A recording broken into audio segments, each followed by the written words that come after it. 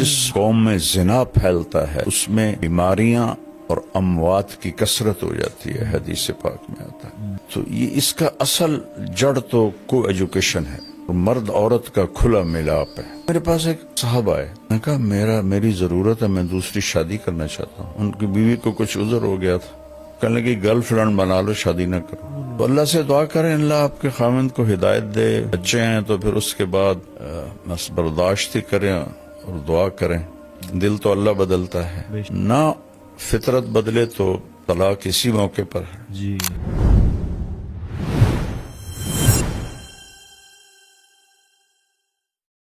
یہ فائزہ سہیل ہیں، یہ کہتی ہیں کہ جی میں مولانا صاحب آپ کا بیان بہت شوق سے سنتی ہوں، کچھ عرصے سے بہت پریشان ہوں کیونکہ میرے ہسبینڈ جو ہیں ان کا غیر عورتوں سے غلط ریلیشن ہے، جس کی وجہ سے مجھے بہت زیادہ تکلیف ہے۔ تو میں چاہتی ہوں کہ مجھے آپ رہنمائی دیں کہ میں اس بارے میں کیا کروں یا مجھے کیا سٹیپ لینا چاہیے۔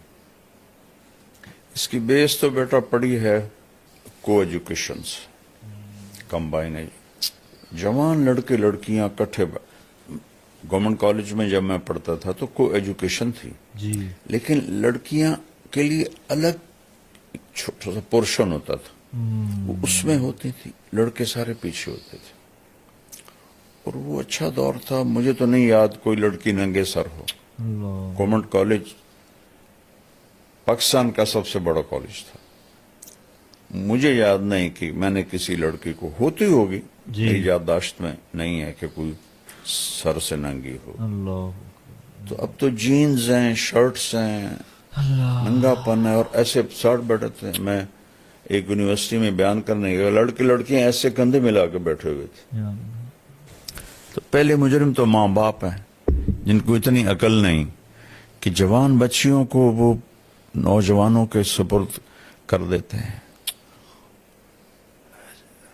اور پھر بدنامی تو بیٹا زنا کرے کوئی نہیں، جی جی چھوڑ چھکر ہیں ہماری پنجابی میں کہتے ہیں، بیٹی کرے دیہاتوں میں قتل کر دیتے ہیں۔ اتنا بڑا ظلم ہے، جرم تو دونوں کا ایک جیسا ہے۔ ہم راوی کے کنارے رہتے ہیں، اب تو راوی خشک ہو گیا، کتنی لاشیں بہا دی گئیں یہاں لڑکیوں کو قتل کر کے، کہ زنا تو ایک جیسا جرم ہے۔ لڑکا کرے او کوئی گل نہیں جی کر دے ہی ہیں، اسی بھی تو کر دے آج سے، یہ میں نے خود سنا ہو، اور لڑکی سے ہو جائے تو وٹ دے ہو۔ تو یہ کلچر ایسا بن چکا ہے کہ یہ بہت بڑی غلط، جس قوم میں زنا پھیلتا ہے اس میں بیماریاں اور اموات کی کثرت ہو جاتی ہے، حدیث پاک میں آتا ہے۔ تو یہ اس کا اصل جڑ تو کو ایجوکیشن ہے، اور مرد عورت کا کھلا ملاپ ہے۔ کتنی بچیاں کی میں نے مدد کی دفتروں میں کہ جی باس جو ہے وہ کہتا رات گزارو میرے ساتھ۔ یہ پتہ ہے عورت کے لیے جاب ہے ہی نہیں، عورت کے لیے سب سے بڑی جاب ہے کہ اولاد کو سنبھالے۔ جب عورتیں جاب پہ چلی گئیں، اولاد جانور پیدا ہو رہے ہیں، نہ انہیں ماں کا پتہ ہے، نہ باپ کا پتہ ہے، نہ انسانیت کا پتہ ہے۔ ماں نے اپنی جاب چھوڑی ہے، وہ تو خیر ایک الگ مضمون ہے۔ تو یہ میرے پاس ایک صاحب آئے، میں نے کہا میری ضرورت ہے، میں دوسری شادی کرنا چاہتا ہوں۔ ان کی بیوی کو کچھ عذر ہو گیا تھا، کہنے لگی گرل فرینڈ بنا لو، شادی نہ کرو۔ اس میں عورتیں رکاوٹ ہیں بہت۔ تو اللہ سے دعا کریں اللہ آپ کے خاوند کو ہدایت دے، بچے ہیں تو پھر اس کے بعد بس برداشت ہی کریں اور دعا کریں۔ دل تو اللہ بدلتا ہے، نہ فطرت بدلے تو طلاق اسی موقع پر ہے۔ جی ہمارے یہاں پہ طلاق ایک عیب بن جاتا ہے۔ جی ایک کو شراب لگی ہوئی ہے، ایک کو عورت لگی ہوئی ہے، وہ نہیں چھوڑتے، جی نہیں چھوڑتے۔ 70 سال میری عمر ہو گئی اسی راستے میں، وہ بیویاں سسک سسک کے ختم ہو جاتی ہیں۔ ماں باپ کو چاہیے طلاق لے لیں، بچی کو آزاد کروا دیں، کہ جی پھر دوسری شادی کون کرے گا، وہ تقدیر پہ چھوڑو۔ جو روز ذبح ہو رہی اس سے تو بچے ہو. صبر کر صبر کر صبر کر. ہماری غیرت کا سوال ہے, ہماری عزت کا سوال ہے. نبی کی بیٹیوں کو طلاق ہوئی. اللہ. اچھا جی, اگلا ہمارے ساتھ ہے جی تمیمہ سعید, ان کا نام ہے. یہ کہتی ہیں جی پلیز مولانا تک پیغام پہنچائیں, ہمارے گھر میں یہ خاتون ہی ہے بابا, بچی لگ رہی ہیں, نوجوان, کے کہہ رہی ہیں ہمارے گھر میں بہت زیادہ لڑائیاں ہوتی ہیں کہ آپس میں بہن بھائیوں میں, اور کوئی دن ایسا نہیں جاتا خالی جس میں ہماری لڑائی نہ ہوتی ہو. اور جو بھائی ہیں وہ بھی بہت زیادہ آپس میں ناچاکیاں ہیں, بھائی بھی لڑائی کرتے ہیں, اور اکثر یہ گھر کے اندر لڑائی کا ماحول بن جاتا ہے. وہ یہ کہہ رہے ہیں, چاہ رہی ہیں کہ بہت زیادہ ہمیں اس چیز میں آپ بتائیں کہ کیسے گھر میں لڑائی کے ماحول کو ختم کیا جا سکے. پھر میں مجبور ہوتا ہوں کہنے پر, پہلے مجرم تو ماں باپ ہیں جنہوں نے اسکول اسکول اسکول اسکول انسانیت نہیں سکھائی اپنے بچوں کو, اخلاق نہیں سکھائی. یہ تو بچپن سے بیج ڈالا جاتا ہے. یا بچہ آنکھیں شعور میں کھولتا ہے تو اس کا دماغ کھل جاتا ہے, وہ ہر چیز پک کر رہا ہوتا ہے. تو اسی وقت سے اس سے پیار محبت اور زندگی کیسے گزارنی ہے یہ بتانا ہوتا ہے. جیسے طوطے کو رٹاتے ہیں پیار محبت سے, تو وہ تو کرتے نہیں. دیکھو ایک ہوتا ہے ہمارے گھر میں گارڈن ہے جی, تو ہم نے مالی رکھا ہوا ہے, وہ آتا ہے, وہ ایسے تراش خراش کرتا ہے, خشک شاخوں کو کاٹتا ہے, جو ادھر نکل جاتی ہیں ان کو پھر تو وہ پودا بن کے نکلتا ہے. ٹھیک ہے. اور کھیتوں میں بھی ہمارے درخت ہیں, ان کا نہ کوئی سائز ہے نہ کوئی شکل ہے, وہ کوئی ادھر شاخ جاری کوئی ادھر شاخ جاری. تہذیب کا مطلب ہے کانٹ چھانٹ, عربی کا لفظ ہے تہذیب, کانٹ چھانٹ. تو یہ تو ماں باپ کرتے نہیں, ٹائم نہیں دیتے, اور گھر میں ہوتے ہیں تو موبائل پہ ہوتے ہیں یا ٹی وی پر ہوتے ہیں, تو بچوں کو بھی موبائل پکڑا دیتے ہیں. تو پھر وہ کیسے جانیں گے کہ پیار سے رہنا ہے. اور ہر بچپن سے فطرت ہو جاتی ہے, جو میں چاہوں وہ ہونا چاہیے بچپن سے. اس کو اس فطرت سے نکالنے کے لیے ماں باپ کو, اس لیے تو اللہ نے ماں کو کہا تو تیرا سب سے بڑا وظیفہ, جاب, نوکری یہ کہ نسل کو تیار کر. چونکہ باقی ہر مخلوق پڑھی لکھی پیدا ہوتی ہے, اس کو اللہ اس کے پیٹرن پر خود چلاتا ہے. انسان جنگلی پیدا ہوتا ہے, اس کو کچھ پتہ کوئی نہیں. لا تعلمون شیئا, قرآن میں آتا ہے, واللہ اخرجکم من بطون امہاتکم لا تعلمون شیئا, ہم نے تمہیں ماں کے پیٹ سے نکالا, تم کچھ بھی نہیں جانتے تھے. لیکن بیٹا ایک چونٹی بھی انڈے سے نکل کے جانتی میں نے کیا کرنا. اور چونٹی کے جو گھروں میں اندھیرا ہوتا ہے, نیچے گھپ اندھیرا ہوتا ہے, اور چونٹی 1 سینٹی میٹر سے آگے نہیں دیکھ سکتی. اور ان کا سسٹم دیکھو, ان کا طریقہ دیکھو, ان کا لائن میں جانا دیکھو. باقی مخلوق کو اللہ خود علم دیتا ہے. ہمیں طاقت دے دی, علم باہر رکھ دیا کہ سیکھو, اور اس میں امتحان ہے, غلط بھی رکھ دیا صحیح بھی رکھ دیا, کفر بھی ہے اسلام بھی ہے. اپنے ہاتھوں سے بت بنا کر انہی کے آگے ہاتھ جوڑ کے کھڑے ہوتے ہیں. اس سے بڑی حماقت دنیا میں کوئی ہو سکتی, اور اللہ کی پرستش بھی ہے. تو یہاں دونوں ملا جلا ہے تاکہ امتحان ہو. تو یہ چیزیں شروع سے ماں باپ کے ذمہ ہوتا ہے, اچھا بول سکھانا, اور صبر سکھانا, برداشت سکھانا, ایثار سکھانا. تو اب تیرے سارے بھائی بہن لڑتے ہیں تو کم تو شروع کر دے بیٹی, تو چپ ہو جایا کر, اپنی ذات سے شروع کر دے کہ کوئی کچھ کہہ دے بس خاموش ہو جاؤ. تو انشاءاللہ تمہاری برکت سے سارے گھر میں یہ چیز آ جائے گی. یہ تمہارے گھر کا نہیں مسئلہ، ہر گھر کا مسئلہ ہے. نہ بھائیوں میں پیار ہے، نہ بہنوں میں پیار ہے، وہ کنیکشن ہی کوئی نہیں. ہر ایک اپنے موبائل کے سامنے بیٹھا ہوا.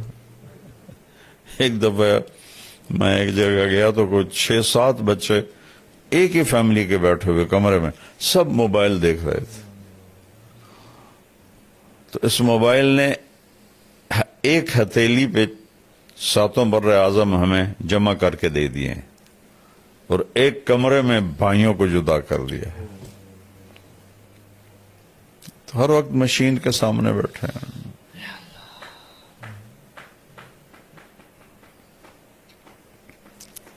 نفل پڑھیں، دعا کریں اور اپنی ذات سے شروع کر دیں. کوئی لڑے بہن بھائی خاموش ہو جائے. خاموشی بہت بڑا جواب ہوتی ہے.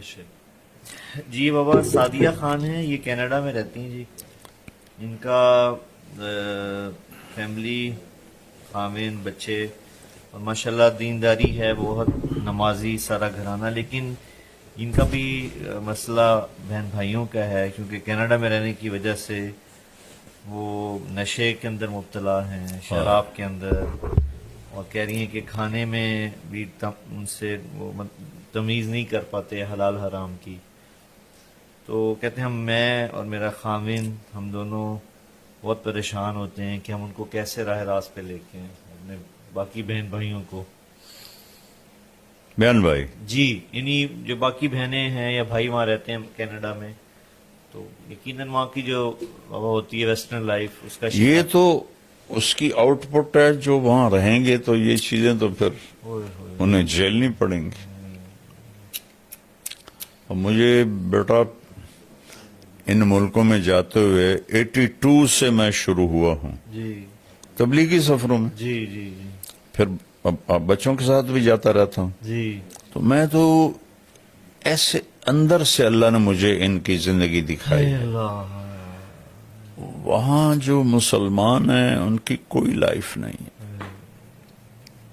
مطلب دین پہ کمپرومائز کرنا پڑتا ہے انہیں. یہ ان کا دیکھو نا، اللہ تو ہر جگہ ہے، بس وہ کمائی کے پیچھے. جانے والوں کا ذہن تھا کمائی، جی کہ پیسے بنانے ہیں. جی تو ان کے لیے اولاد پرائرٹی میں بھی نہیں تھی. ان کی فرسٹ پرائرٹی تھی کہ مجھے پیسہ بنانا ہے. تو بیوی بھی جاب کر رہی ہے، خامن بھی جاب کر رہا ہے، ڈبل جاب کر رہے ہیں. تو بچوں کے پاس وقت ہی کوئی نہیں ہوتا ہے. ایک ڈاکٹر مجھے ملے تھے امریکہ کے، یہاں رائمنڈ. میں نے کہا آپ کس چیز کے ڈاکٹر ہیں؟ کہا جی میں بچوں کا ڈاکٹر ہوں، اس کا ڈپریشن کا. میں نے کہا بچے بھی ڈپریشن کے مریض ہوتے ہیں؟ کہا جی سسٹم کے تحت میری 1.5 سال کے بعد آتی ہے. اتنے لائن میں بچے ہیں سسٹم کے تحت. میں نے کہا کیا وجہ ہے؟ کہا ماں باپ کوئی نہیں، شادی کوئی نہیں، بوائے فرینڈ گرل فرینڈ. اب بچہ پیدا ہوا کون سنبھالے؟ دونوں نے جاب پہ جانا ہے. تو وہاں وہ جو بنے ہوئے ہیں ڈے کیئر، جی ڈے کیئر، وہاں چھوڑ کے جاتے ہیں. وہاں وہ چیختے چنگاڑتے ہیں اور ٹکریں مارتے ہیں جب تھوڑا بڑے ہو جاتے ہیں دیواروں میں. تو ہم نے 6 فٹ دیواروں پہ فوم لگایا ہوتا ہے کہ اگر بچے ٹکرے ماریں تو ان کا سر زخمی نہ ہو. تو اس لیے وہاں حد سے زیادہ ڈپریشن ہے. جبھی تو زیادہ وہاں نشہ چلتا ہے جی کہ وہ نشے کے بغیر وہ صحیح چل نہیں سکتے. ان کو کھا جاتی ہے اندر کی خلا جو ہے. دیکھو جو یہ جگہ نا بیٹا، جی یہ اللہ کے تعلق سے پر ہوتی ہے، شراب سے نہیں. جنید جمشید رحمت اللہ علیہ جیسا خوبصورت، ٹال اور سریلا اور موسیقی میں شہرت پانے والا پاکستان میں نے کوئی نہیں دیکھا.